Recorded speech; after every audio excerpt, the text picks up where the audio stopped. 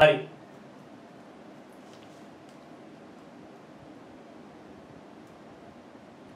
එහෙනම් දැන් බලන්න.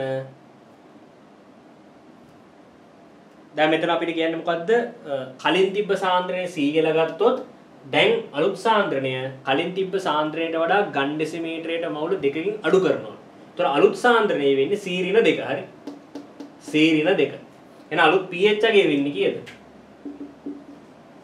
ඍණ ලඝු 10 පාදයට C ඍණ 2. දැන් එහෙනම් මොකද්ද කරන්න ඕනේ? pH 2 වලින් pH 1 අඩු කරනවා. එතකොට ලඝු 10 පාදයට C ඍණ ලඝු 10 පාදයට C ඍණ 2යි. දැන් අපි ලඝු අන්තරය පුළුවන් මොකක් කරන්නද? බෙදීම හැටියනේ. දැන් මේක අපිට නිශ්චිත උත්තරයක් ගන්න බෑනේ. ලඝු 10 පාදයට C බෙදීම C ඍණ 2 කියලා එන්නේ. C ගේ අගය දන්නේ නැතුව අපිට මේකට උත්තරයක් ගන්න බෑ. එහෙනම් පැහැදිලි සිම්පල් B හරියන්නේත් නැහැ. පැහැදිලිද? සිම්පල් B හරියන්නේත් නැහැ. හරි. මෙතන C ගේ අගයක් දන්නේ නැතුව අපිට මෙතන ලඝු ප්‍රකාශයෙන් උත්තරයක් ගන්න බෑ. සිම්පල් B වැරදි. එහෙනම් ඒ වගේම සිම්පල් D ත් වැරදෙන්න බෑ. ඇයි එතනදි කරන්නේ 0.1කින් අඩු කරනවා. දැන් මෙතන කරේ සාන්ද්‍රය 2කින් අඩු කරනවා. D වලදී කරන්නේ 0.1කින් අඩු කරනවා. ඒත් මේ විදිහෙම එකක් තියෙන්නේ. ඒත් C ගේ අගය දන්නේ නැතුව උත්තරේ ගන්න බෑ. ඒ නිසා උත්තරේ C විතරයි හරි. එහෙනම් 5. උත්තරේ C විතරයි හරි. උත්තරේ 5 හරි. උත්තරේ 5. හතලේ උත්තරේ 5.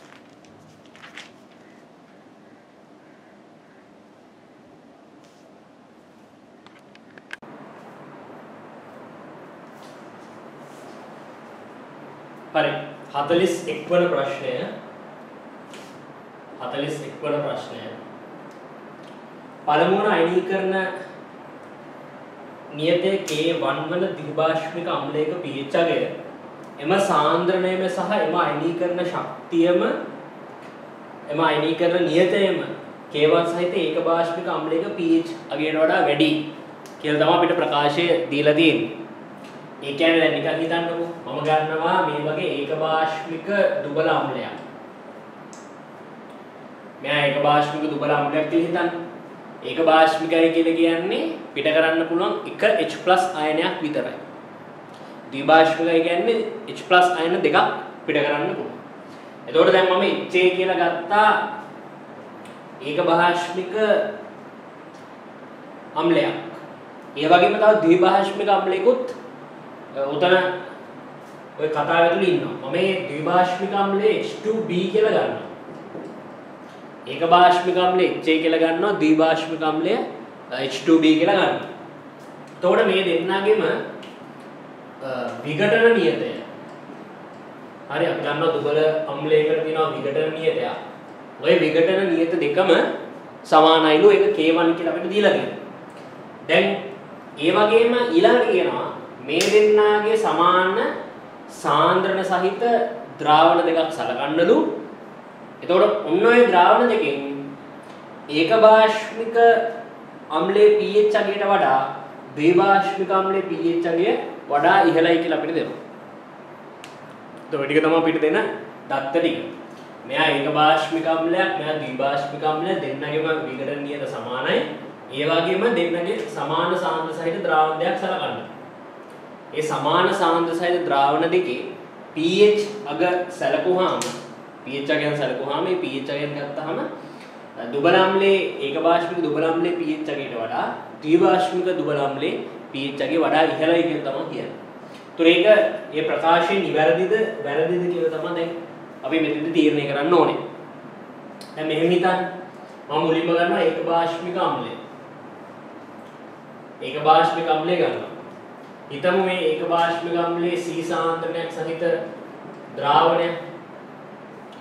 ඒතර අපි දන්නවා මේ HA කියන දුබල අම්ලය ජලයේදී මේ විදිහට ඉතාමත් දුර්වලව H+ පිට කරනවා. ඔය විදිහට. එතකොට ආරම්භක සාන්ද්‍රණය C කියලා ගමු. අපි C කියලානේ ගත්තේ. මේ දෙන්නාගේ ආරම්භයේ කවුරුත් නැහැ. කිසිම සාන්ද්‍රණයක් ඒගොල්ලෝගේ නැහැ නේ h + i - ඊළඟට විඝටනය වන සාන්ද්‍රණය මම ගන්නවා C ඇල්ෆා කියලා. ඒතකොට මෙතනත් C ඇල්ෆා ප්‍රමාණය මෙතනත් C ඇල්ෆා ප්‍රමාණයක් හැදෙනවා. ඝන ඩෙසිමීටරයට මවුද. ඊළඟට සමතුලිත සාන්ද්‍රණය අපිට ලැබෙනවා. මේක අඩු කරාම C වාරයක් එක ඍණ ඇල්ෆා. මෙතන C ඇල්ෆා ඔය විදිහට එනවා. ඒතකොට අපි දන්නවා දුබල අම්ලයක විඝටන නියතේ K1 තමයි දැන් මේ අපිට මේ දෙන එක භාෂ්මික දුබල අම්ලයේ විඝටන නියතේ K1. එහෙනම් K1 සමානයි අපිට ලියන්න පුළුවන් H+ සාන්ද්‍රණීය වාරයක් A- සාන්ද්‍රණය බෙදීම HA සාන්ද්‍රණය කියලා. ඔය විදිහට ලියන්න පුළුවන්. ඊළඟ H+ සාන්ද්‍රණයේ C alpha A- සාන්ද්‍රණයේ C alpha අදාළ දුබල අම්ලයේ සාන්ද්‍රණයේ C වාරයක් එක ඍණ ඇල්ෆා CC කැපෙනවා. ඒතර අපි දන්නවා මේ එක ඍණ ඇල්ෆා කියන පදය ආසන්න වශයෙන් එකට සමාන කරන්න පුළුවන්. ඒතර අපිට C ඇල්ෆා වර්ගය සමානයි K1 කියලා ලැබෙනවා. ඇල්ෆා සමානයි මූල K1 ට C කියලා ලැබෙනවා. මූල K1 ට C කියලා ලැබෙනවා. ඒතර ඇල්ෆාගේ අගය ගත්තාම අපිට පුළුවන් H+ අයන සාන්ද්‍රණිය ළඟට හොයන්න. ඒතර H+ අයන සාන්ද්‍රණිය අපිට ගන්න පුළුවන් C ඇල්ෆා ඇල්ෆාට මේක ආදේශ කරමු. C වාරයක් මූල K1 ට C ඇතුළට ගිහම මූල K1 ට C කියලා මෙහෙම එනවා. එහෙනම් ඔන්න H+ අයන සාන්ද්‍රණය. දැන් pH අගය හොයන්න පුළුවන් නේ. කොහොමද pH අගය ගන්නෙ? මට pH අගය හොයන්න පුළුවන් pH සමානයි ඍණ ලඝු 10 පාදයට H+ අයන සාන්ද්‍රණය. එතකොට මට pH අගය එනවා ඍණ ලඝු 10 පාදයට මූල K1C කියලා. ඔය විදිහට ගන්න පුළුවන්. එහෙනම් තේරුම් ගන්න K1 විඝටන නියතයේ සහිත ඒ වගේම සාන්ද්‍රණයේ සීවන දුබල ඒකභාෂ්මික අම්ලයක pH අගය මට ඍණ ලඝු 10 පාදයට මූල K1 වාරයක් C කියලා උත්තරයක් ඔය විදිහට ගන්න පුළුවන්. දැන් ඔය ඒකභාෂ්මික අම්ලයේනේ ඔය වගේම ද්විභාෂ්මික අම්ලයටත් අපිට ඔය විදිහට pH අගය සඳහා ප්‍රකාශනයක් ගන්න පුළුවන්. හරි. එහෙනම් අපි දුබල ද්විභාෂ්මික අම්ලය සඳහා ඔය වගේ ප්‍රකාශනයක් ගමු. හරි.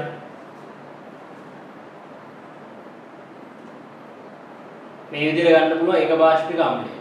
හරි. මම මේක තියලා තියන්නම්. ආරම්භක සාන්ද්‍රණය, විඝටනය වන සාන්ද්‍රණය, සමතුලිත සාන්ද්‍රණය ඔය වගේ.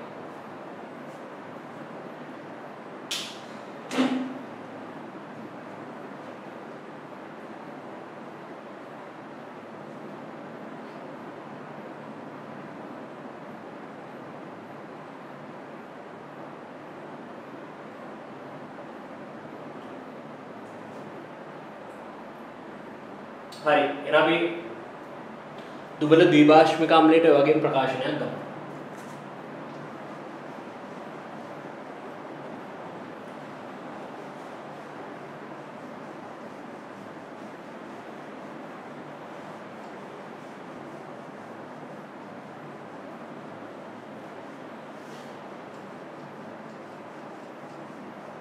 හරි. දැන් එතකොට අපි HA කියන දුබල අම්ලයේ pH අගය හොයාගත්තා. එයාට ප්‍රකාශනයක් ගත්තා pH සමානයි ඍණ ලඝු 10 පාදයට මූල K1 වාරයක් C කියලා. ඔය විදිහට pH අගය සඳහා ප්‍රකාශනයක් ගත්තා. HA දුබල අම්ලය. දැන් අපි ඔය විඝටන නියතයේම සහිත K1 ඔය දීලා තියෙන විඝටන නියතයේම සහිත ඒ වගේම මේ C සාන්ද්‍රණයේම සහිත දුබල ද්විභාෂ්මික අම්ලයක් ගමු. එයාගේ pH අගය හොයන්න යන්න. එතකොට අපි H2B කියලා ගමු. හරි. එක්වස් තොර මෙයාගේ H+ ලා දෙන්නෙක් යන්න ඕනේ. මෙයා B-. එතකොට මෙයාගේ ආරම්භක සාන්ද්‍රණයම C කියලා ගන්නවා. මේ දෙන්නගේ ආරම්භයේ කවුරුත් නැහැ. ඊපස්සේ විඝටනය වෙන සාන්ද්‍රණය C ඇල්ෆා කියලා ගත්තොත් තේරුම් ගන්න H+ ඒ වගේ දෙගුණයක් හැදෙනවා. 2C alpha. මොකද H2B සහ H+ අතර ස්ටොයිකියෝමෙට්‍රික අනුපාතය 1:2. ඒතර මෙයාගේ C ඇල්ෆා ප්‍රමාණය විඝටනය වෙනවා නම් මෙයාගේ 2C ඇල්ෆා ප්‍රමාණයක් හැදෙනවා. B- નું C ඇල්ෆා ප්‍රමාණයක් හැදෙනවා. හරි. ඊළඟට සමතුලිත සාන්ද්‍රණය අපිට ලැබෙනවා C වාරයක් ඉකරින alpha 2C alpha C alpha මවුල ඝන ඩෙසිමීටරයක. හරි. ඊළඟට මට පුළුවන් මේ H2B සඳහා විඝටන නියතය සඳහා සම්බන්ධයක් ලියන්න. තේරුම් ගන්න H2B කියන මේ ද්විභාෂික දුබල අම්ලයේ විඝටන නියතය HA ගේ විඝටන නියතයටම සමානයි. ඒ කියන්නේ K1 ට සමානයි නේද? K1 සමානයි. අපි කියනවා H+ සාන්ද්‍රණය. තේරුම් ගන්න එතකොට අපිට මෙතනදි සිද්ධ වෙනවා මෙයාගේ ස්ටොයිකියෝමෙට්‍රික සංගුණකය මෙතන බලයට නංවන. ඒතර H වර්ගය. මෙතන B-. යට H2B කියලා ලැබෙනවා. හරි. එහෙනම් K1 සමානයි H+ ගේ සාන්ද්‍රණය 2C ඇල්ෆා. එතකොට එයාගේ වර්ගය එනවා. ඊළඟට B- ගත්තොත් එයා C ඇල්ෆා. H2B ගේ සාන්ද්‍රණය C වාරයක් ඉකරින ඇල්ෆා. අර ඉස්සෙල්ලා වගේ මෙකරින ඇල්ෆා අපිට ආසන්න වශයෙන් එකට ආසන්න කරන්න පුළුවන්. එතකොට මේ C ට මේ C කැපෙනවා. එතකොට K1 සමානයි 4C වර්ග 4C වර්ග ඇල්ෆා ඝනය කියලා නේ ඉන්නේ. ඔව්. 4C වර්ග ඇල්ෆා වර්ග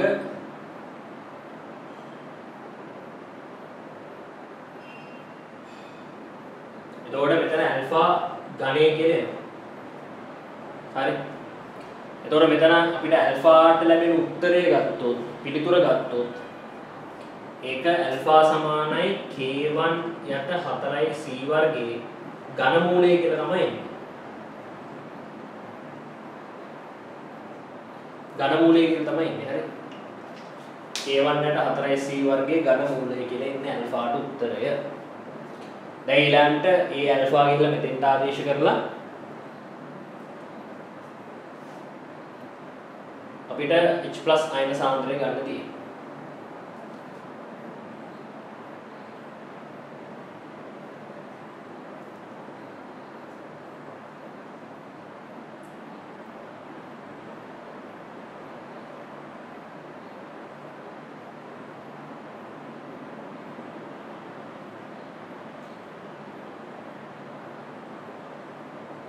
හරි. එතකොට H+ අයන සාන්ද්‍රණය අපි ගමු එහෙනම් 2C ඇල්ෆානේ.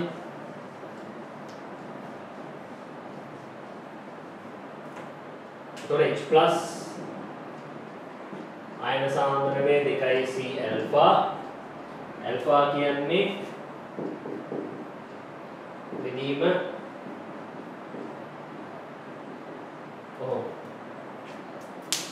තමයි H+ අයන සාන්ද්‍රණය එන්නේ.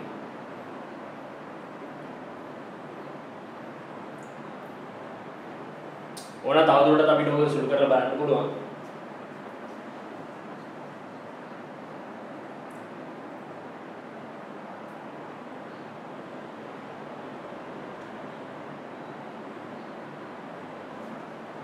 ඕනම් තවදුරටත් ඔබ සුළු කරලා ගත්තොත් එන්නේ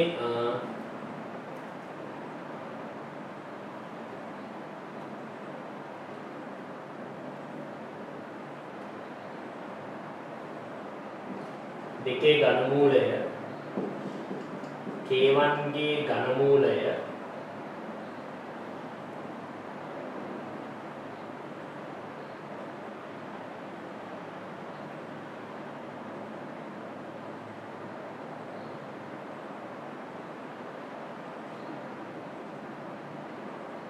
ඊළඟට C වර්ගමූල C ඍණලිපි බලය එතකොට C ගේ ඝනමූලය කියලා එන්නේ. එතකොට 2K1C ගේ ඝන මූලයකින් තමයි මේක සුළු කරාම උත්තරේ එන්නේ. තවදුරටත් සුළු කරාම. හරි.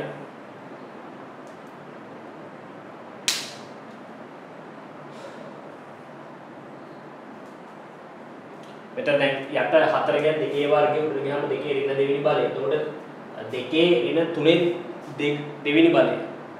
එතකොට 2 එකත් එක්ක එකතු වුණාම දර්ශක දෙක 3න් 1 කියන එන්නේ. එතකොට 2 ඝන මූලය.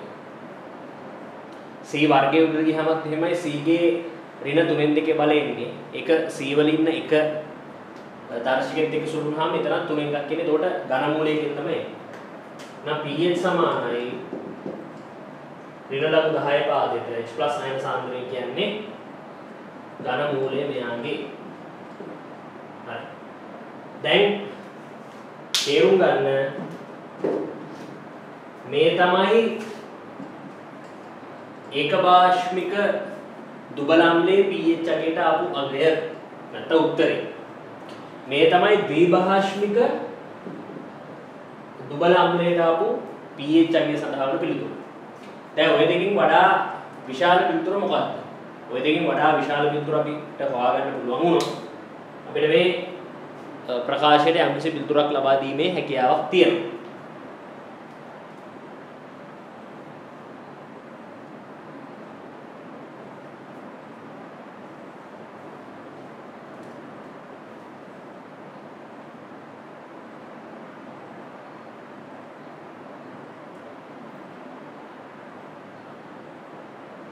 දැන් අපිට පුළුවන් මෙහෙම දෙයක් කරන්න. මම මෙයාව pH 1 කියලා ගන්නම්. මෙයාව pH 2 කියලා ගන්නම්. මම කරන්නේ එකෙන් දෙක අඩු කරනවා. පළවෙනි ප්‍රකාශයෙන් දෙවෙනි ප්‍රකාශයෙන් මම අඩු කරනවා. හරිද? ඒතර අඩු කරලා බලමු මොකද වෙන්නේ කියලා.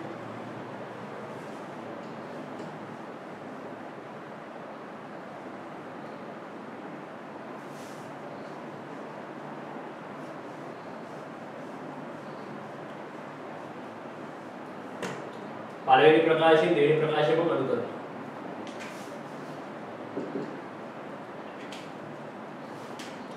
pH 1 ඍණ pH 2 සමානයි ලඝු 10 පාදයට 2යි K1C ගේ ඝන මූලය අඩු කිරීම මෙන්න මෙයාගේ. හරි.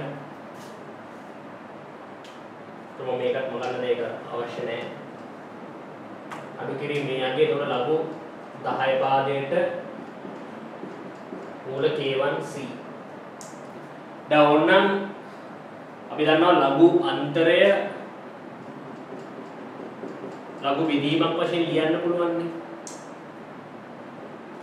හරි. එතකොට ඒ නිසා මම මොකද්ද කරන්නේ මේක මම ලියනවා බෙදීමක් වශයෙන්. එතකොට දෙකේ ඝන මූලය K1 ගේ ඝන මූලය C ගේ ඝන මූලය බෙදීම K1 ගේ භාග C ගේ භාගය. එතකොට මේකේ උත්තරේ බලන්න මොකක්ද කියලා ඉන්නේ උසුල් කරාම දැන් කෙනෙක්ට පුළුවන් වුණා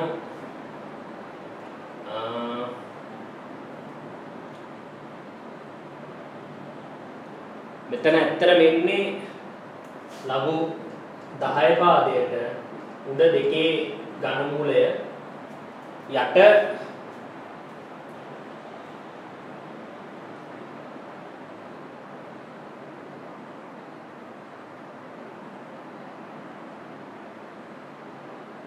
K1 වල 6න් එකේ බලය නේ.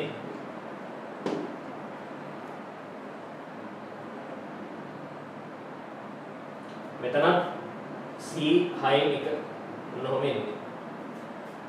හරි. දැන් ඔහොම උත්තරයක් එන්නේ. ඔහොම උත්තරයක් අපිට එන්නේ. දැන් උතනින් අපිට හිතා ගන්න පුළුවන්ද කවුද විශාල? දැන් නිකන් හිතන්නකෝ pH 1 ඍණ pH 2 සමානයි ලැබෙන උත්තරේ ධනාගයක් වුණොත් අපිට පැහැදිලි pH2 ට වඩා pH1 ගේ වැඩි. ඒ කියන්නේ දුබල ද්විභාෂ්මික අම්ලයේ pH අගයට වඩා ඒකභාෂ්මික දුබල ඒකභාෂ්මික අම්ලයේ pH අගය වඩා ඉහළ අගයක් ගන්න. ඒක අපිට එතනින් පැහැදිලි වෙනවා. හරි. කොහොම හරි දැන් අපි තේරුම් ගන්න ඕන කාරණය මේ ලැබෙන උත්තරේ ධන අගයක්. දැන් ඕන තවදුරටත් අපිට මේක සුළු කරලා ඕන නම් ලියන්න පුළුවන් මෙහෙම. සමානයි ලඝු 10 පාදයට අපි දන්නවා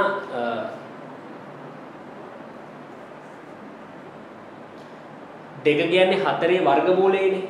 ඒතොර මේ භාගනි බලය මේ 3 එකක් එක මොකද වුණාම එතන 4 6 එකේ බලය කියලා එනවා. බෙදීම K1 වල 6 එකේ බලය C සාන්ද්‍රණයේ 6 එකේ බලය. එතකොට pH1 ඍණ pH2 සමානයි ලඝු 10 පාදයට 4 බෙදීම K1C එයාගේ 6 එකේ බලය.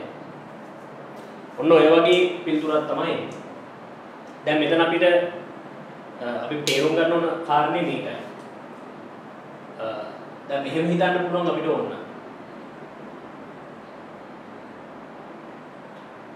තේරුම් ගන්න මේ K1 සහ C කියලා කියන්නේ සාමාන්‍යයෙන් දැන් K1 වගේ අගයක් ගත්තොත් 10 ඍණ බල සහිත අගයක් නේ. අපි දන්නවා සාමාන්‍ය දුබල අම්ලයක විඝටන නියතය කියලා කියන්නේ 10 ඍණ බලයන් සහිත අගයක්. සාමාන්‍යයෙන් ඒ වගේ කුඩා අගයක් තමයි K1 ට හිමි වෙන්නේ. මොකද මේගොල්ලෝ දුබල අම්ල මේගොල්ලෝ හොඳටම විඝටනීය වෙන කට්ටිය නෙමෙයිනේ. හොඳටම H+ පිට කරන්න පුළුවන් අම්ල නෙමෙයි. ඒ නිසා මේගොල්ලෝගේ විඝටන නියතය ඉතාමත්ම කුඩා අගයක්. 10 ඍණ අගයක් තමයි තියෙන්නේ. සාන්ද්‍රණය ගත්තත් ඒකත් දශම ගාණක් වගේ තමයි. ඒ නිසා මේක සම්පූර්ණයෙන්ම හරය ගත්තොත් විශාල 10 ඍණ බල සහිත අගයක්. විශාල 10 ඍණ බල සහිත අගයක්. හැබැයි මේ යට තියෙන 10 ඍණ බලය උඩට ගියාම විශාල සංඛ්‍යාවක් තමයි එන්නේ. තාමත්ම විශාල සංඛ්‍යාවක් ඉන්නේ. හරි මේ යට තියෙන 10 ඍණ බලය උඩට ගියාම දැන් නිකන් හිතන්නකෝ K1 වාරයක් C ඒ අගය 10 ඍණ 5ක් කියලා හිතන්නකෝ. එතකොට 10 ඍණ 5 ලවයට ගියාම 10 පස්වෙනි බලය වෙනවා. එතකොට මේ ඇත්තටම මේ සංඛ්‍යාව, ඒ කියන්නේ මේ 6න් එකේ බලය අයින් කරාම එතන එන ඉතිරි සංඛ්‍යාව ගත්තොත් ඒක ඊටමත් විශාල අගයක්. ඊටමත්ම විශාල අගයක්.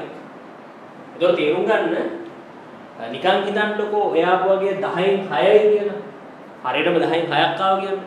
ඒතොර ඒ 10න් 6 මේ එළින්න 6න් එකේ බලයක් තිබුණාම 10ක් තමයි. අගේ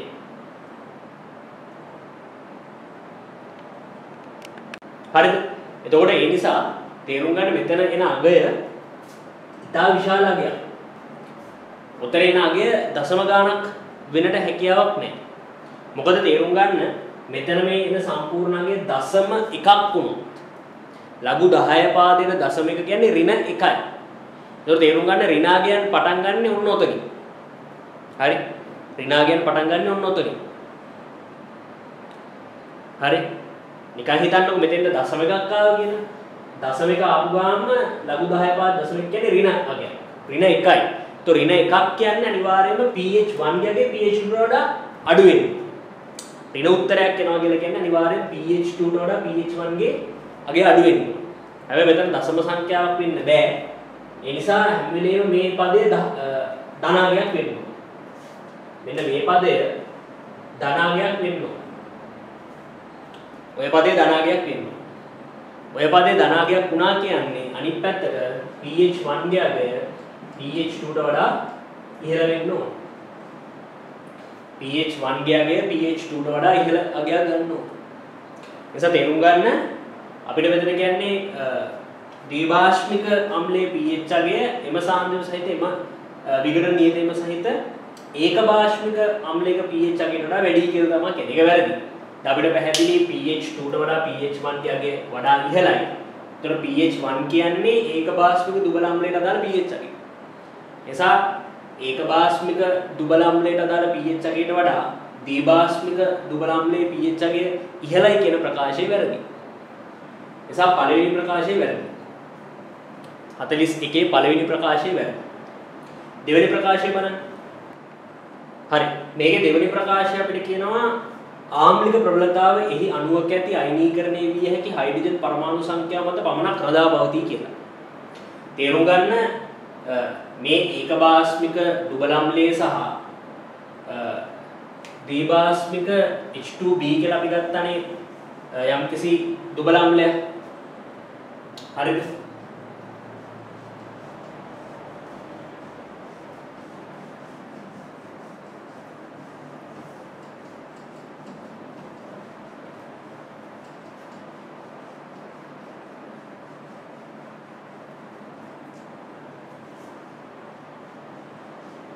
අපි ගත්තා HA කියලා දුබල අම්ලයක් H2B කියලා දුබල අම්ලයක් කියලා අපි ওই විදිහට ගත්තා.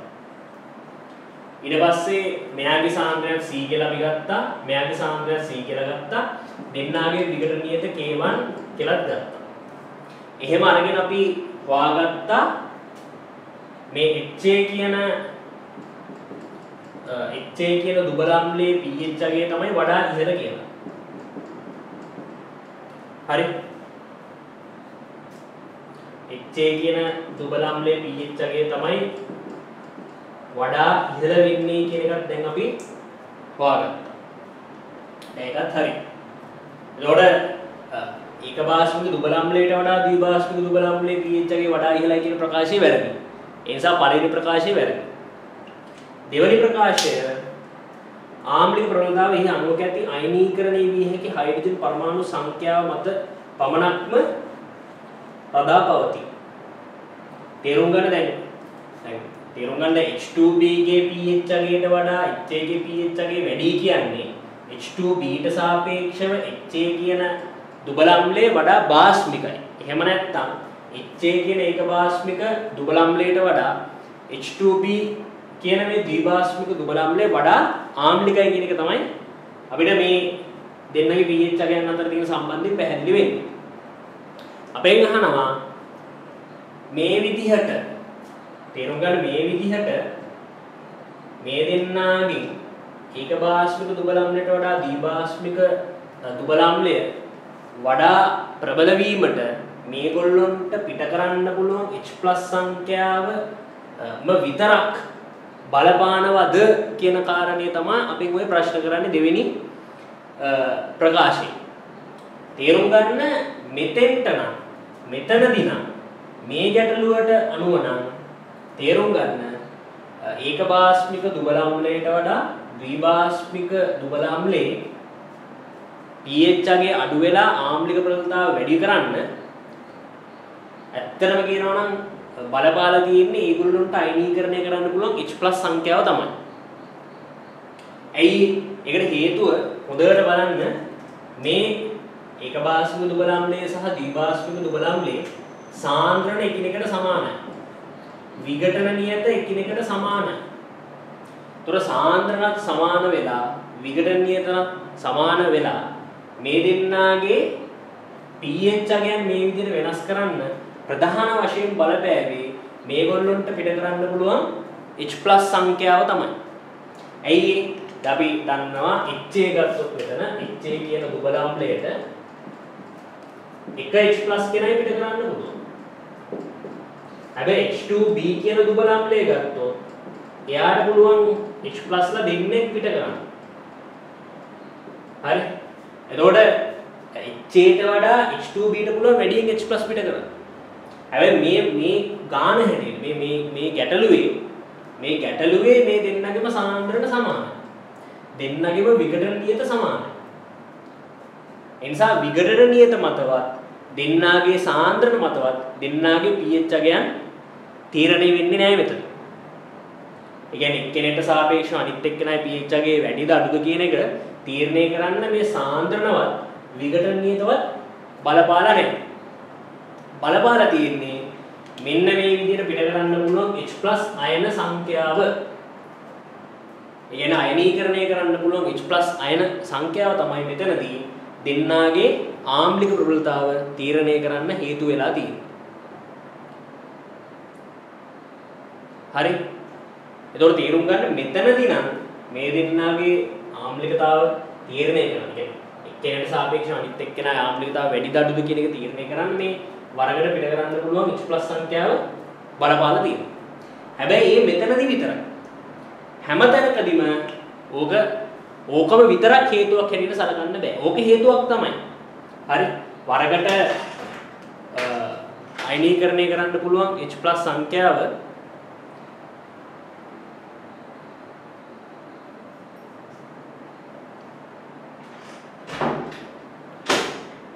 වරකට පිට කරන්න පුළුවන් H+ අයන සංඛ්‍යාව කිසියම් අම්ල දෙහක ආම්ලිකතාව විචලනය කරන්න ප්‍රධාන වශයෙන් හේතු වෙනවා. හැබැයි ඒක විතරක්ම හේතුවක් වෙන්නේ නැහැ. ඊට අමතරව අදාළ අම්ල දෙකේ සාන්ද්‍රණත් බලපානවා. අදාළ අම්ල දෙකේ විඝටන නියතත් ඒ සඳහා බලපානවා. මොකද අපිට ඒක බාස්මික දුබල අම්ලයකුයි ද්විබාස්මික දුබල අම්ලයකුයි ගන්න පුළුවන් වෙනස් සාන්ද්‍රණ වලින්. ඒ වගේම වෙනත් අසමාන විඝටන නියතියන අම්ල දෙයක් ගන්න පුළුවන්. එහෙම ගත්තොත් මේ හේතුව විතරක් ප්‍රමාණවත් වෙන්නේ නැහැ. කියන්නේ මේ හේතුව විතරක් ඒ දෙන්නගේ ආම්ලිකතාවය විචලනය කරන්න බලපාන්නේ නැහැ. අර විඝටන නියත සාන්ද්‍රණ ඒවත් බලපාන. ඒ නිසා තේරුම් ගන්න ආම්ලික ප්‍රබලතාව එහි අණුවක ඇති අයනීකරණය වේගයේ හයිඩ්‍රජන් පරමාණු සංඛ්‍යාව මත පමණක් රඳා පවතී. තේරුම් ගන්න උතර මත රඳා පවතී කිව්වොත් පොඩ්ඩක් නිවැරදි පැත්තට බරයි. මොකද ඇත්තටම අයනීකරණය වෙන්න පුළුවන් H+ සංඛ්‍යාව ආම්ලිකතාව තීරණය කරන්න හේතුවක් වෙනවා. නමුත් මෙතන අපි දීලා තියෙන්නේ මත පමණක් කියලා වචනේ දීලා තියෙනවා. ඒතර ඒකේ අදහස් වෙන්නේ මේකම විතරයි හේතුව වෙන්නේ නැහැ. මේක විතරක් නෙමෙයි. මේ විඝටන නියත සාන්ද්‍රණත් හේතුවක් වෙනවා. ඒ නිසා දෙවන ප්‍රකාශය නිවැරදි කියලා ගන්න බෑ. ඒ නිසා පළවෙනි ප්‍රකාශෙත් වැරදි, දෙවෙනි ප්‍රකාශෙත් වැරදි. ඒ නිසා පිළිතුර 5 කියලා තමයි අපිට ගන්න පුළුවන් වෙන්නේ. පිළිතුර 5 කියලා තමයි අපිට ගන්න පුළුවන් වෙන්නේ. ඊළඟ 42 අපි බලමු. 42 වෙනි ප්‍රශ්නය.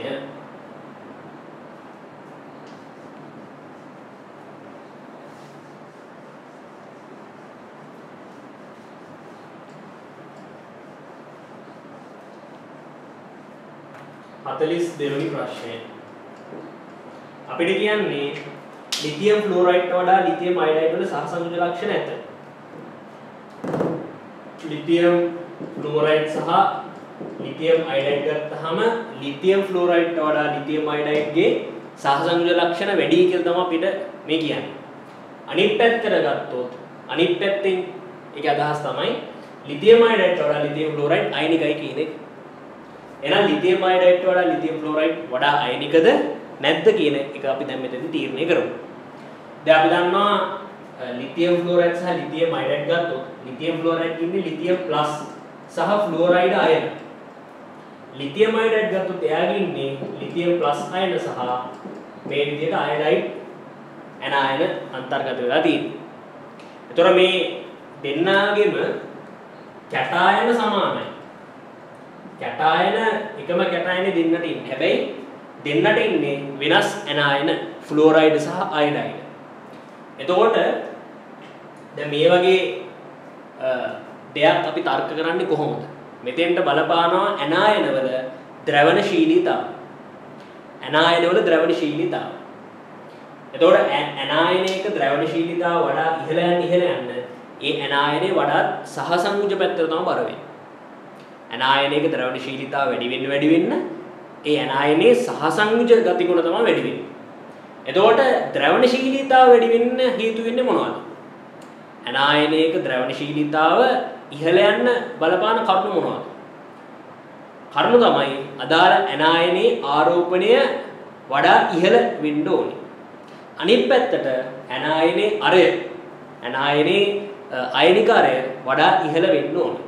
ඒතර ෆ්ලෝරයිඩ් සහ අයඩයිඩ් ගත්තාම අපි දන්නවා ෆ්ලෝරයිඩ් වලට සාපේක්ෂව අයඩයිඩ් වල අයනිකාරය වඩාත් ඉහළයි. ෆ්ලෝරයිඩ් වලට වඩා අයඩයිඩ් වල අයිනිකරය වඩාත් ඉහළයි. හැබැයි මේ ෆ්ලෝරයිඩ් සහ අයඩයිඩ් ගත්තොත් දෙන්නගෙම ආරෝපණ සමානයි. ඍණ එකයිනේ. දෙන්නගෙම ආරෝපණ සමානයි. හැබැයි අරයන් ගත්තොත් ෆ්ලෝරයිඩ් වලට වඩා අයඩයිඩ් වල අරේ වැඩි. එසා ෆ්ලෝරයිඩ් වලට වඩා අයඩයිඩ් වල ද්‍රවණශීලීතාව වැඩි. එසා ෆ්ලෝරයිඩ් වලට වඩා අයඩයිඩ් වල සහසංයුජ ලක්ෂණය වැඩි. ඒ නිසා ලිතියම් ෆ්ලෝරයිඩ්ට වඩා ඇත්තටම ලිතියම් අයඩයිඩ් ගත්තොත් සහසංයුජ ලක්ෂණ ඉහළයි. සහසංයුජ ලක්ෂණ ඉහළයි. හරි. ලිතියම් ෆ්ලෝරයිඩ් වඩා ලිතියම් අයඩයිඩ්ගේ සහසංයුජ ලක්ෂණ වඩාත් ඉහළයි. ඒකට හේතුව ෆ්ලෝරයිඩ් අයන වලට වඩා අයඩයිඩ් අයන වල සහසංයුජ ලක්ෂණ වඩාත් ඉහළයි. මොකද ෆ්ලෝරයිඩ් අයන වලට වඩා අයඩයිඩ් අයන වල ද්‍රවණශීලීතාව වඩාත් ඉහළ නිසා. එසා ලිතියම් ෆ්ලෝරයිඩ්ට වඩා ලිතියම් අයඩයිඩ් වල සහසංයුජ ලක්ෂණ ඇත කියන එක නිවැරදි. පළවෙනි ප්‍රකාශය හරි. දෙවෙනි ප්‍රකාශය ගත්තොත් කැටායනයේ කුඩා හෝ එයට ඉහළ ආරෝපණයක් ඇති විට එයට අධික ද්‍රවීකරණ ශක්තියක් ඇත. තේරුම් ගන්න ද්‍රවීකරණ ශක්තිය එහෙම නැත්නම් ද්‍රවීකාරක බලය අපි කතා කරන්නේ කැටායන වලට. කැටායන වලට තමයි ද්‍රවීකාරක බලය අපි කතා කරන්නේ. දැන් ඇනායනයක් ගත්තහම ආරෝපණ ඉහළ යද්දි සහ ඇනායනයේ අරය විශාල වේදි තමයි ද්‍රවණශීලීතාව වඩා ඉහළ උනේ. හැබැයි කැටායනයක ද්‍රවීකාරක බලය එහෙම නැත්නම් කැටායනයක ද්‍රවීකරණ බලය විචලනය වෙන්නේ කොහොමද? කැටායනය කුඩා වන විටදී සහ ආරෝපණය ඉහළ යන විටදී තමයි කැටායනයේ ද්‍රවීකරණ බලය එහෙම නැත්නම් ද්‍රවීකාරක බලය වඩාත් ඉහළ වෙන්නේ. දැන් උදාහරණයක් ගත්තොත් සෝඩියම් ධනායනය සහ මැග්නීසියම් 2+ අයනය ගත්තොත් අපි දන්නවා මේ දෙන්නගේ අරයන් ගත්තොත් සෝඩියම් ධනායනයේ අරය මැග්නීසියම් ද්විත්ව ධනායනයේ අරයට වඩා ඉහළයි. ඒත් එක්කම ආරෝපණය අතින් තේරුම් ගන්න මැග්නීසියම් 2+ ඉදිරියෙන් ඉන්නේ. මොකද සෝඩියම් ධන 1 මැග්නීසියම් ධන 2. එතකොට සෝඩියම්ට සාපේක්ෂව මැග්නීසියම් ගත්තොත් සෝඩියම් ප්ලස් කැටායනයට සාපේක්ෂව මැග්නීසියම් 2+ කැටායනය ගත්තොත් ප්‍රමාණය කුඩායි. අනිත් පැත්තට ආරෝපණයෙන් ඉහළයි. එසා අපි දන්නවා ද්‍රවීකරණ බලය වඩාත් ඉහළ සෝඩියම් ප්ලස්ට වඩා මැග්නීසියම් 2+. එසා සෝඩියම් ප්ලස්ට වඩා මැග්නීසියම් 2+ ගේ ද්‍රවීකරණ බලය වඩාත් ඉහළයි. ඒ නිසා සෝඩියම් ප්ලස්ට සාපේක්ෂව මැග්නීසියම් 2+ ගේ සහසංයුජ ලක්ෂණ වඩාත් ඉහළයි. ඒ නිසා අනිත් පැත්තට මැග්නීසියම් 2+ වඩා සෝඩියම් ප්ලස් ගේ ආයනික බව වඩාත් ඉහළයි. තේරුම් ගන්න කැටායනයේ කුඩා හෝ එයට ඉහළ ආරෝපණයක් ඇති විට එයට අධික ද්‍රවීකරණ ශක්තියක් ඇත කියන එක හරි. දෙවෙනි ප්‍රකාශය නිවැරදි. තේරුම් ගන්න පළවෙනි ප්‍රකාශෙත් හරි, දෙවෙනි ප්‍රකාශෙත් හරි. ප්‍රකාශ දෙකම හරි. නමුත් දෙවෙනි ප්‍රකාශයෙන් පළවෙනි ප්‍රකාශය පැහැදිලි කරන්න බෑ. ඇයි? දෙවෙනි ප්‍රකාශයේ කතා කරන්නේ කැටායන ගැන. කැටායන වල ද්‍රවීකරණ බලය ගැන කතා කරන්නේ. නමුත් පළවෙනි ප්‍රකාශයේ ලිතියම් ෆ්ලෝරයිඩ් වඩා ලිතියම් අයඩයිඩ් සහසංයුජයි කියන එක ඔප්පු කරන්න කැටායන වල ද්‍රවීකරණ බලය නෙමෙයි බලපෑවේ ඇනායන වල ද්‍රවණශීලීතාව තමයි බලපෑවේ. ඒ නිසා පළවෙනි ප්‍රකාශය දෙවෙනි ප්‍රකාශය අතර සම්බන්ධයක් නැහැ. නමුත් පළවෙනි ප්‍රකාශයත් නිවැරදි, දෙවෙනි ප්‍රකාශයත් නිවැරදි. ඒ නිසා උත්තරේ දෙක එන්නේ මොකද දෙවෙනි ප්‍රකාශයෙන් පළවෙනි එක පැහැදිලි කරන්න බෑ. නිසා 42ට පිළිතුර උත්තරේ දෙක. 42ට පිළිතුර උත්තරේ දෙක. ඊළඟ අපි 43 බලමු. 43. 43 කියනවා ඇරෝමැටික් ඇමීන වල ඩයෝසෝනියම් ලවණ ජලය සමග ප්‍රතික්‍රියා කර ෆීනෝල සාදයි. ඕ ඒක හරි. ඒක කොහොමද වෙන්නේ? වෙන්න මෙහෙමයි වෙන්නේ. 43 වන ප්‍රශ්නේ නැත්නම් 43 වන ප්‍රකාශය ගැන තමයි අපි බලන්නේ. 43 අපිට කියනවා පළවෙනි ප්‍රකාශය ඇරෝමැටික් ඇමීන වල ඇරෝමැටික් ඇමීන කියන්නේ මෙතන ඇනිලීන් කියන සරලව කියන්නේ එයාගේ ඩයසෝනියම් ලවණ ජලය සමග ප්‍රතික්‍රියා කරන ෆීනෝල් සාධන. ඒක හරි. දැන් අපි ඇරෝමැටික් ඇමීනයක් වශයෙන් ඇනිලීන් ගත්තොත් අපි දන්නා ඇනිලීන් කියන කෙනා HNO2 සමග ප්‍රතික්‍රියා කරොත් ඒ කියන්නේ HNO2 කියන්නේ අස්ථායි අම්ලයක්නේ. ඒ නිසා ප්‍රතික්‍රියා මාධ්‍ය සුද්ධිම යාවගේ හදා ගන්න. ඒකට සෝඩියම් නයිට්‍රයිට් සහ තමුගෙක්සිල් දාන්න. සෝඩියම් නයිට්‍රයිට් සහ තමුගෙක්සිල් දාන්න. ඒ වගේ මෙතන උෂ්ණත්වය සෙල්සියස් 0.5 අතර වගේ තියාගන්න. ඒ කියන්නේ සෙල්සියස් 5ට වඩා අඩු උෂ්ණත්වයක් තියාගත්තොත් මේ ප්‍රතික්‍රියා ඉහළින්නේ බෙන්සීන් ඩයසෝනියම් ක්ලෝරයිඩ්. බෙන්සීන් ඩයසෝනියම් ක්ලෝරයිඩ් තමයි හැදෙන්නේ. හැබැයි ඇනිලීන්ට අපි HNO2 ප්‍රතික්‍රියා කරනවා HNO2 ප්‍රතික්‍රියා කරනවා සෙල්සියස් 5ට වඩා වැඩි උෂ්ණත්වවලදී. සෙල්සියස් 5ට වඩා ඉහළ උෂ්ණත්වවලදී. එතකොට තේරුම් ගන්න සෙල්සියස් 5ට වඩා ඉහළ උෂ්ණත්වවලදී ඇනිලීන් HNO2 එක්ක ප්‍රතික්‍රියා කරලා හදන්නේ ෆීනෝල්. ෆීනෝල්ව තමයි හදන්නේ. දැන් ඇත්තට මොතන මොකද්ද වෙන්නේ? ඇත්තටම වෙන්නේ දැන් සෙල්සියස් 5ට වඩා උෂ්ණත්වයේදී ඇනිලීන් HNO2 එක්ක ප්‍රතික්‍රියා කරාම බෙන්සීන් ඩයසෝනියම් ක්ලෝරයිඩ් හැදෙනවා. හැබැයි නිකන් හිතන්නකො මේ පද්ධතිය දැන් තියෙන්නේ 0.5 වගේ අඩු උෂ්ණත්වයක් යටතේනේ. හැබැයි නිකන් හිතන්නකො දැන් මේ බෙන්සීන් ඩයසෝනියම් ක්ලෝරයිඩ් හැදිලා ඉන්න ද්‍රාවණේ උෂ්ණත්වය සෙල්සියස් 5ට වඩා ඉහළ නැංගුවොත් මොකද්ද වෙන්නේ? වෙන්නේ මොකද්ද? මේ බෙන්සීන් ඩයසෝනියම් ක්ලෝරයිඩ් ෆීනෝල් බවට පත් වෙනවා. එතකොට මෙන්න මේ ක්‍රියාවලියයි. ඒ කියන්නේ ඇනිලීන් 0.5 උෂ්ණත්වය යටතේ කියන්නේ සෙල්සියස් 0 සහ 5 කියන අඩු උෂ්ණත්ව තත්ත්වයට HNO2 එක්ක ප්‍රතික්‍රියා කරලා හදන්නේ බෙන්සීන් ඩයසෝනියම් ක්ලෝරයිඩ්.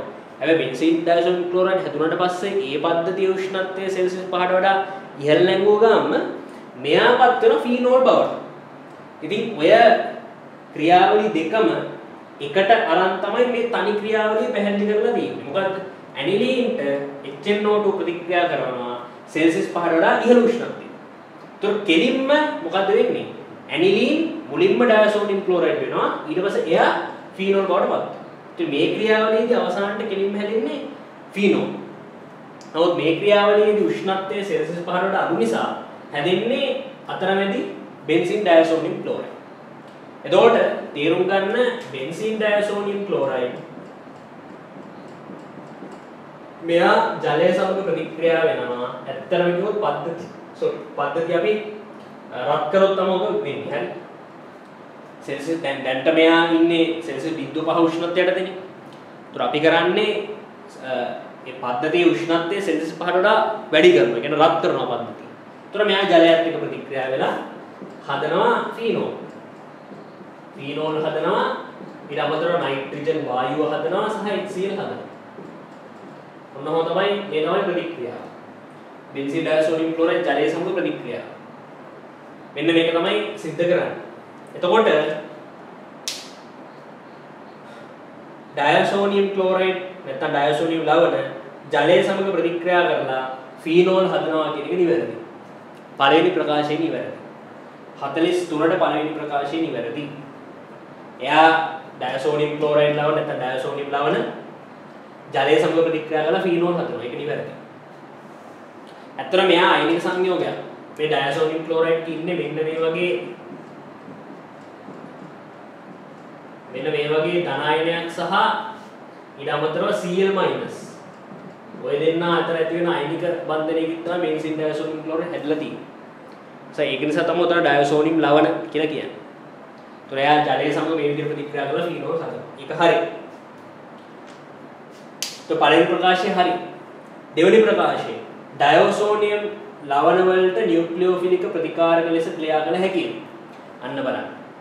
මේ ඩයසෝනියම් ලවණ වලට පුළුවන්ද කියලා අහනවා.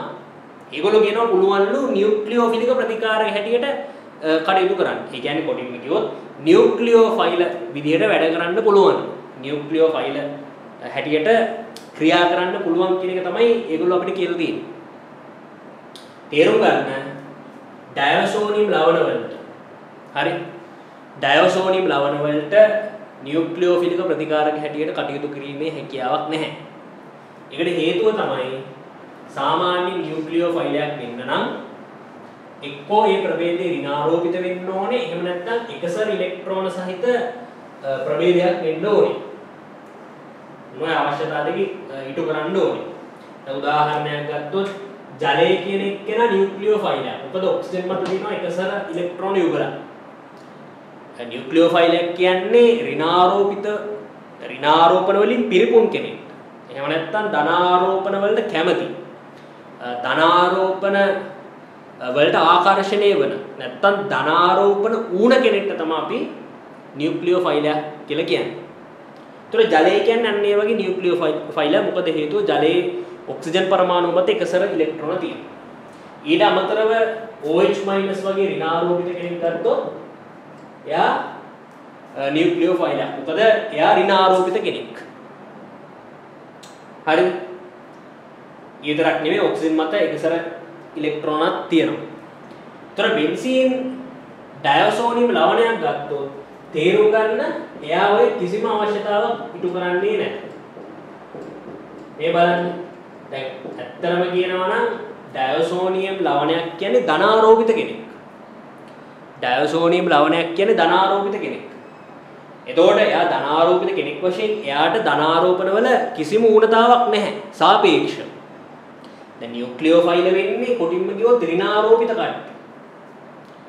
හැබැයි ඒ අයට සාපේක්ෂව ඩයසෝනියම් ලවණ වලට ඉලෙක්ට්‍රෝන ඌන බවක් නැහැ. මොකද එයා ධනාරෝපිත කෙනෙක්.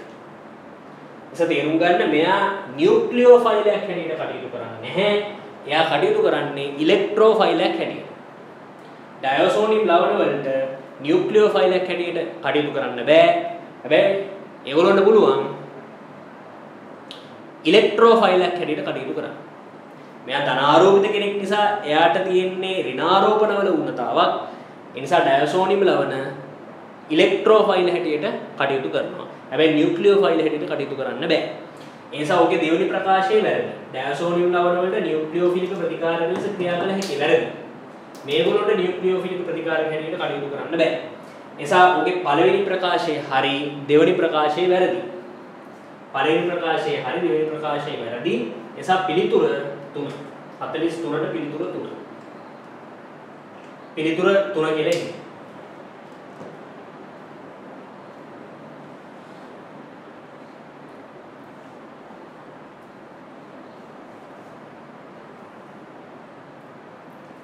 හරි. එහෙනම් අපි ඊළඟට 44 බලමු.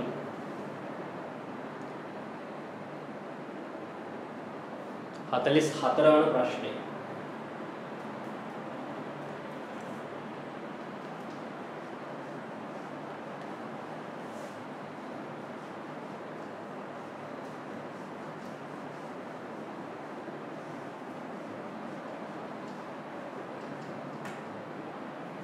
හතලිස් 44 අපිට දෙනවා පළවෙනි ප්‍රකාශයේ හැටියට උෂ්ණත්වයේ නියතව පවත්වා ගන්නා තෙක් රසායනික සමතුලිත පද්ධතියක සමතුලිතතා නියතය උත්ප්‍රේරකයක් එක්කිරීමෙන් වෙනස් නොවේලු. තේරුම් ගන්න යම්කිසි සමතුලිත පද්ධතියක්. උදාහරණයක් ගත්තොත් නිකන් හිතන්න A සහ B කියන වායුන් දෙක ප්‍රතික්‍රියා වෙලා C කියන වායුවේ ප්‍රභේදය හදන නමුත් ඒක ප්‍රත්‍යාවර්ත සමතුලිත ප්‍රතික්‍රියාවක් කියලා හිතන්න. ඔය විදිහට. හරි. දැන් මෙන්න මේ ප්‍රතික්‍රියාවේ උෂ්ණත්වයේ නියතව පවත්වා ගන්න තා. ඒ උෂ්ණත්වයේ නියතව පවත්වා ගන්න තෙක් උත්ප්‍රේරකයක් එක්කිරීමෙන් පද්ධතියේ සමතුලිතතා නියතය වෙනස් නොවේ කියලා තමයි කියන්නේ. ඒක තේරුම් ගන්න දැන් අපිට පුළුවන් මෙයාට සමතුලිතතා නියත ලියන්න. කොහොමද? දැන් මේ තුන් දෙනාම වායුවනේ. මේක වායුමය සමතුලිත පද්ධතියක්. මේක වායුමය සමතුලිත පද්ධතියක් නම් මට පුළුවන් මේකට KP ප්‍රකාශනය ලියන්න. දැන් KC ප්‍රකාශනය ලියමු. KC ප්‍රකාශනය KC සමානයි C ගේ සාන්ද්‍රණය බෙදීම A ගේ සාන්ද්‍රණය වාරයක් B ගේ සාන්ද්‍රණය. ඊළඟ පීඩනයේ සම්බන්ධ සමතුලිත නියතය KP ලියන්න පුළුවන්. මොකද්ද? කාබන් නෙමෙයි C කියන ප්‍රතිඵලය C කියන වායුමය ප්‍රතිඵලයේ ආංශික පීඩනය බෙදීම A කියන වායුමය ප්‍රතිඵලයේ ආංශික පීඩනය වාරයක් B කියන වායුමය ප්‍රතික්‍රියකයේ ආංශික පීඩනය. තේරුණාද? එතකොට මේක වායුමය සමතුලිත පද්ධතියක්. ඒ නිසා මට පුළුවන් මේකට Kc සහ Kp ප්‍රකාශන ලියන්න. ඒතර Kc ප්‍රකාශනය ලියන්නේ කොහොමද? C ගේ සාන්ද්‍රණය බෙදීම A ගේ සාන්ද්‍රණය වාරය B ගේ සාන්ද්‍රණය. Kp ප්‍රකාශනය කොහොමද ලියන්නේ?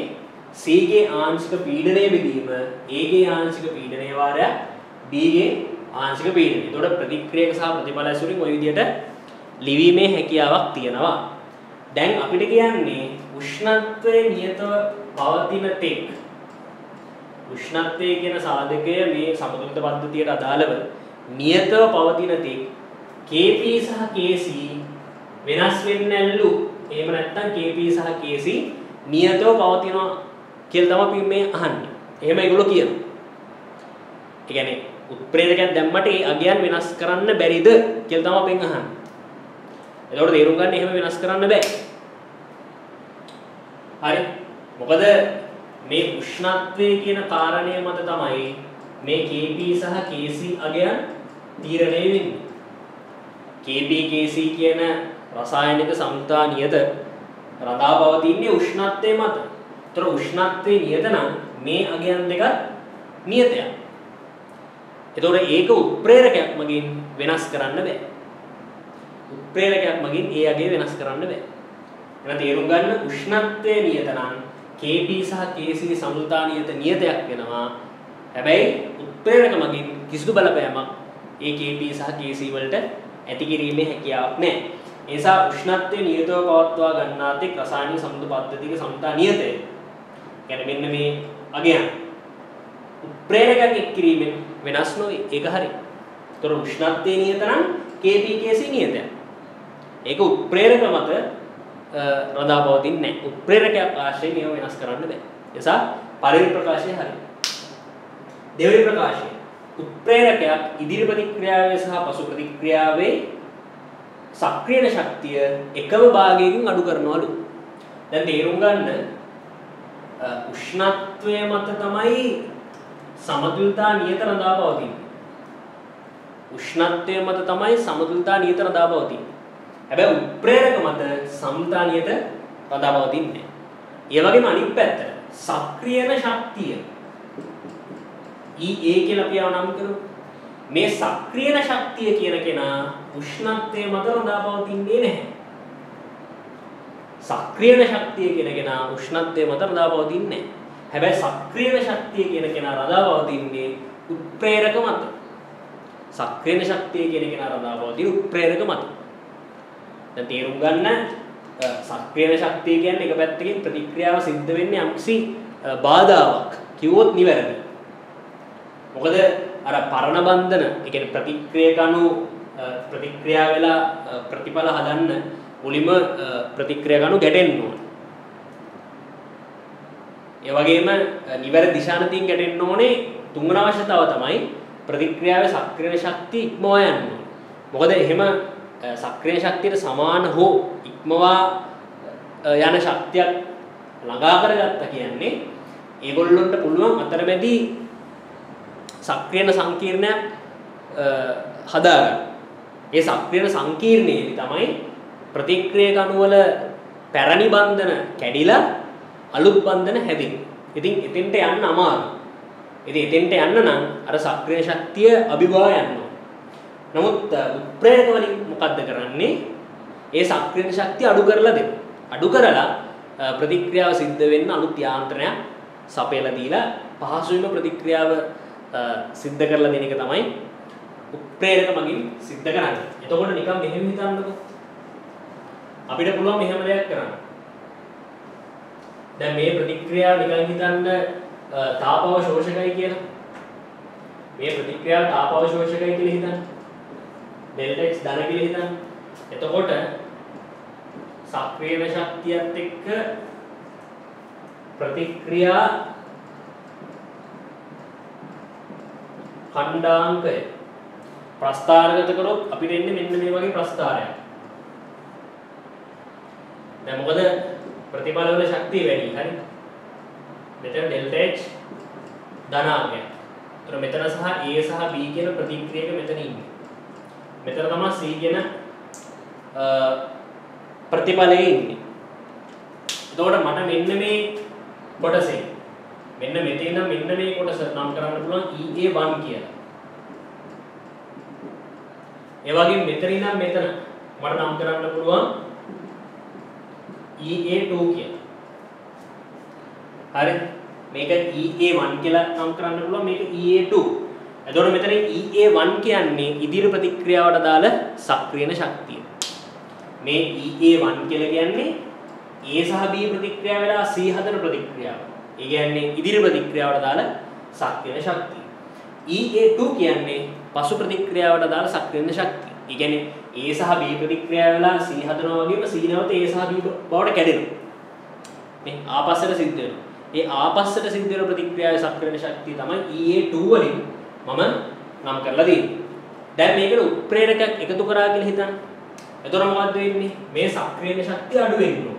ඒ කියන්නේ මෙන්න මේ වගේ ප්‍රස්ථාරයක් තමයි එන්නේ. ඒ වගේ ප්‍රස්ථාරයක් තමයි එන්නේ. එතකොට තේරුම් ගන්න උත්ප්‍රේරකයක් දැම්මහම මෙන්න මෙච්චර ප්‍රමාණයක සක්‍රියන ශක්තිය අඩුවීමක් සිද්ධ වෙනවා. දැන් මේ කළු පාටි කියලා තියෙන්නේ උත්ප්‍රේරක රහිතව සිද්ධ කරපු ප්‍රතික්‍රියාවට දාලා සක්‍රියන ශක්තිය. හැබැයි උත්ප්‍රේරකයක් දැම්මහම සක්‍රියන ශක්තිය අඩු වෙන නිසා මේක කන්ද පාත් වෙනවා. එතකොට තේරුම් ගන්න දැන් ඉදිරි ප්‍රතික්‍රියාවට දාලා සක්‍රියන ශක්තිය මෙන්න මේක. E1 ඩෑෂ් කියලාම දාන්න මෙන්න මේක. දැන් ඉදිරි ප්‍රතික්‍රියාවට දාලා සක්‍රිය ශක්තිය EA1 ඩෑෂ්. දැන් පසු ප්‍රතික්‍රියාවට දාලා සක්‍රියන ශක්තිය මෙන්න මේක EA2 ඩෑෂ්. මෙන්න මේක. ඒ කියන්නේ කලින් ඒගොල්ලොන්ගේ තිබ්බ සක්‍රියන ශක්තිය වලට වඩා දැන් සක්‍රිය ශක්තිය අඩුයි. හැබැයි තේරුම් ගන්න මේ අඩු වෙච්ච ප්‍රමාණය ගැන හිතන්න. මේ අඩු වෙච්ච ප්‍රමාණය ගැන හිතන්න. ඒ අඩු වෙච්ච ප්‍රමාණය ඉදිරි ප්‍රතික්‍රියාවට සහ පසු ප්‍රතික්‍රියාව යන දෙකටම පොදු අගයක්. ඇයි මේ බලන්න දැන් උත්ප්‍රේරක දාන්න කලින් ඉදිරි ප්‍රතික්‍රියාවට දාන ශක්තිය මෙන්න EA1 උත්ප්‍රේරක දාන්න කලින් ඉදිරි ප්‍රතික්‍රියාවට දාන සක්‍රියන ශක්තිය තමයි මෙන්න මේ අගය EA1 උත්ප්‍රේරක දාන්න කලින් පසු ප්‍රතික්‍රියාවට දාන සක්‍රිය ශක්තිය තමයි මෙන්න මේක EA2 හැබැයි උත්ප්‍රේරකයක් දැම්මහම මෙන්න මෙච්චර ප්‍රමාණයක සක්‍රියන ශක්තිය අඩුවීමක් සිද්ධ වුණා. ඒතර දැන් ඉදිරි ප්‍රතික්‍රියාවට දාන සක්‍රියන ශක්තිය මෙන්න බලන්න මේ අගය. දැන් පසු ප්‍රතික්‍රියාවට දාන සක්‍රියන ශක්තිය මෙන්න මේ අගය.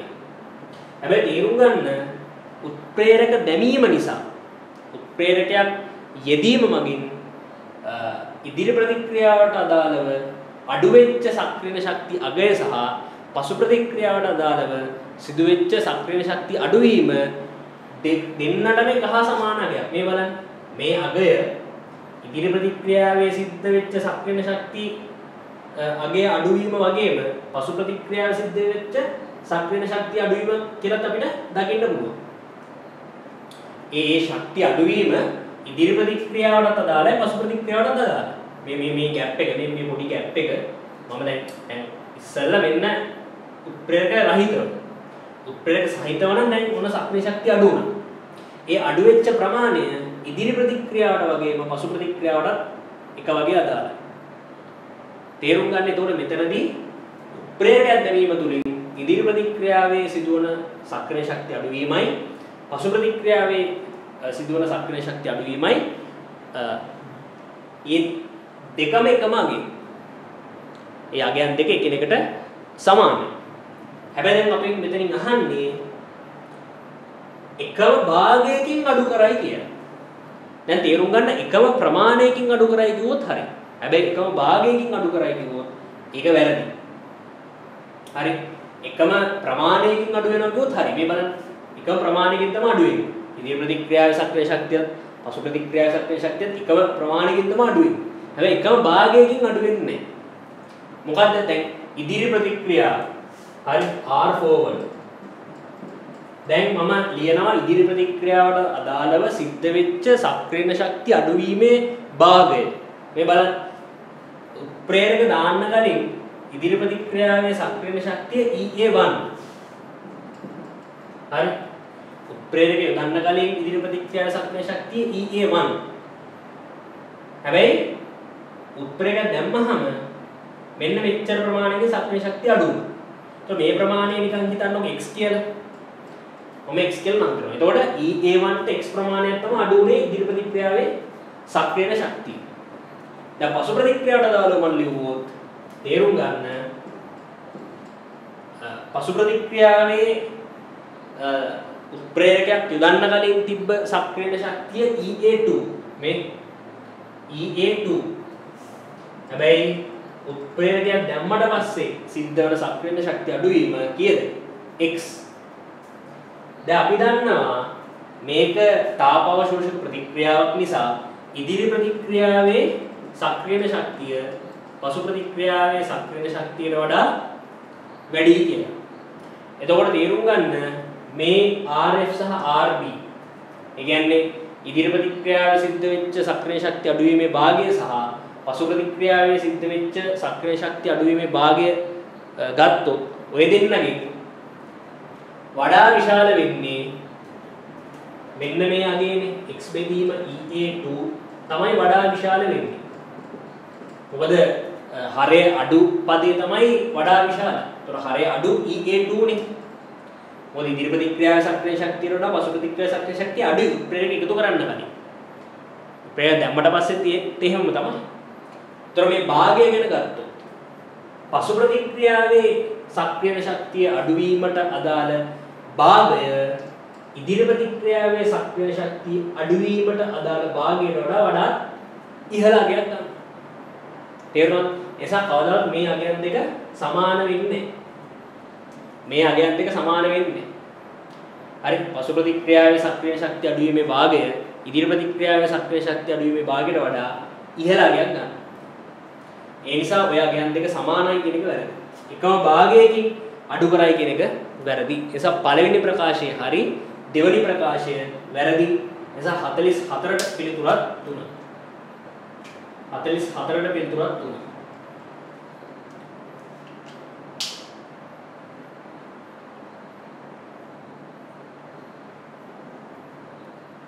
හරි. එහෙනම් අපි 45 බලමු. 45 වෙනි ප්‍රශ්න බලමු. 45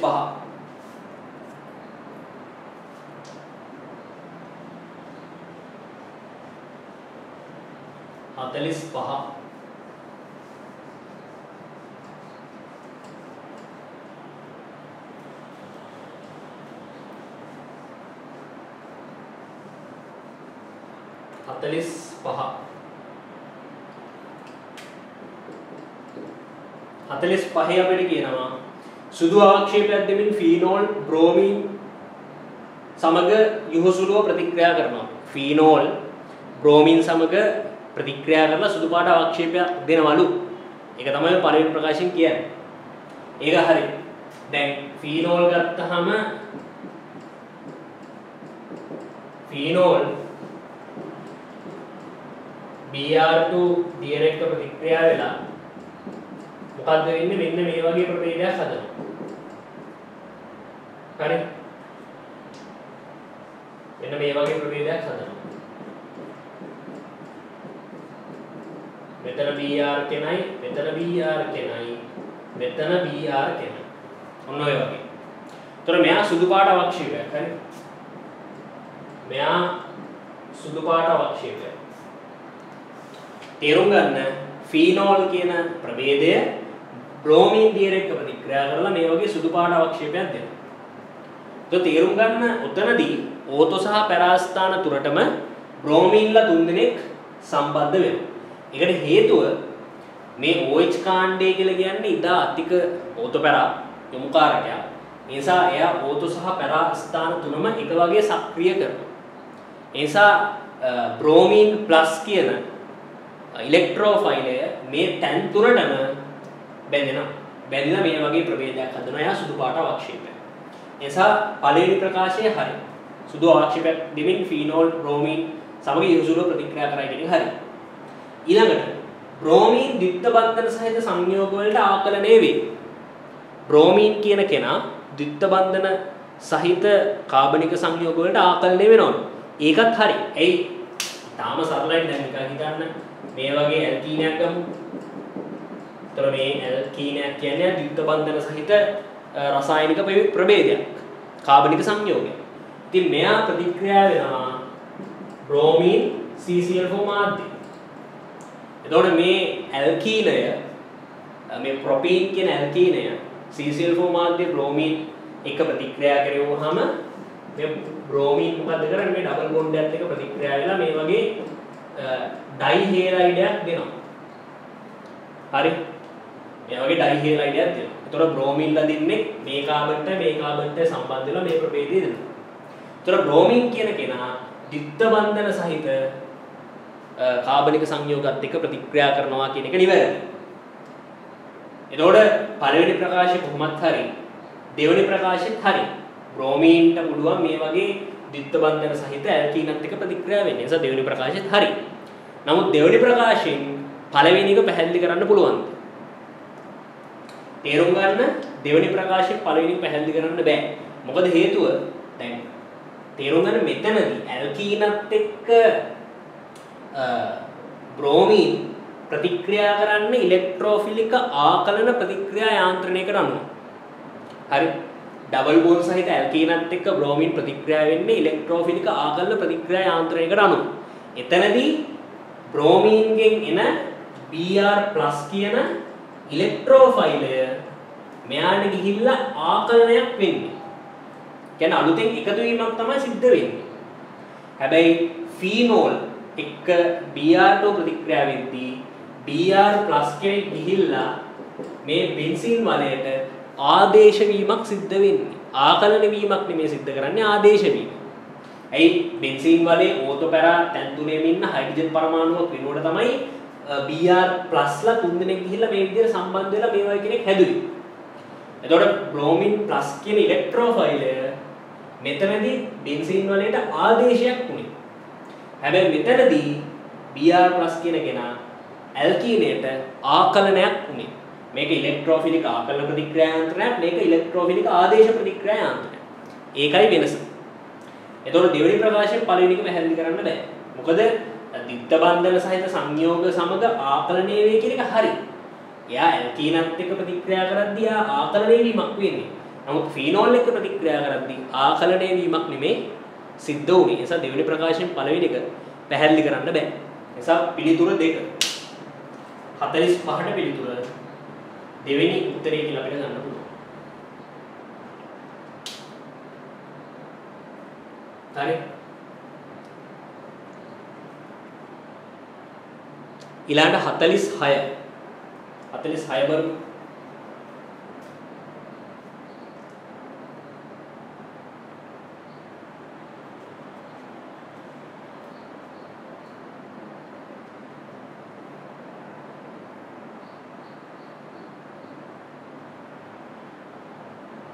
හරි 46 බලමු.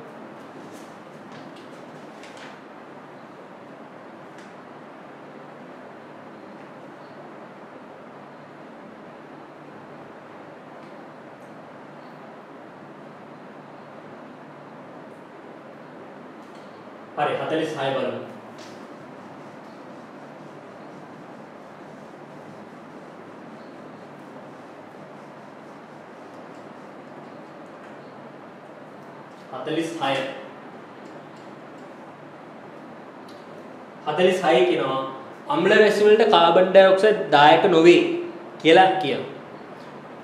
ඇත්ත කාබන් ඩයොක්සයිඩ් කියන්නේ ආම්ලික වායුවක් වුණාට කාබන් ඩයොක්සයිඩ් අම්ල වැසියති කරන්න දායක වෙන්නේ නැත. ඒකට හේතුව තමයි කාබන් ඩයොක්සයිඩ් කියන ආම්ලික වායුව ජලයේ දිය වෙලා හදන්නේ දුබල කාබොනික් අම්ලය. එතකොට මේ දුබල කාබොනික් අම්ලය කියන්නේ තේරුම් ගන්න දුබල අම්ලයක්. එයා ද්විභාෂික දුබල අම්ලයක්.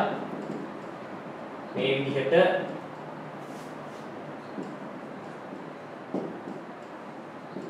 ආංශිකව H+ පිට කරනවා. මෙන්න මේ විදිහට ආංශිකව H+ පිට කරනවා. හරි.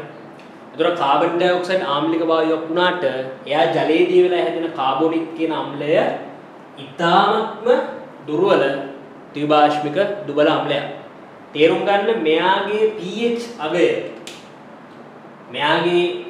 අගය අම්ල වැස්සක් ඇති කරන්න තරම් ප්‍රමාණවත් වන pH පරාසයක නෙමෙයි පිහිටන්නේ. ඒ නිසා තේරුම් ගන්න කාබොනික් අම්ලය මගින් අම්ල වැස්සක් ඇති කරන්නට තරම් ප්‍රබල වෙන්නේ නැත. ඒ නිසා කාබන් ඩයොක්සයිඩ් වායුව අම්ල වැස්සක් ඇති කරන්න තරම් ප්‍රමාණවත් වන වායුවක් නෙමෙයි. අම්ල වැස්ස වලට කාබන් ඩයොක්සයිඩ් දායක නොවේ කියන එක හරි. පළවෙනි ප්‍රකාශය හරි.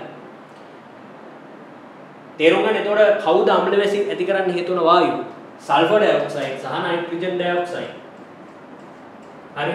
දැන් නයිට්‍රජන් ඩයොක්සයිඩ් වගේ කෙනෙක් තේරුම් ගන්න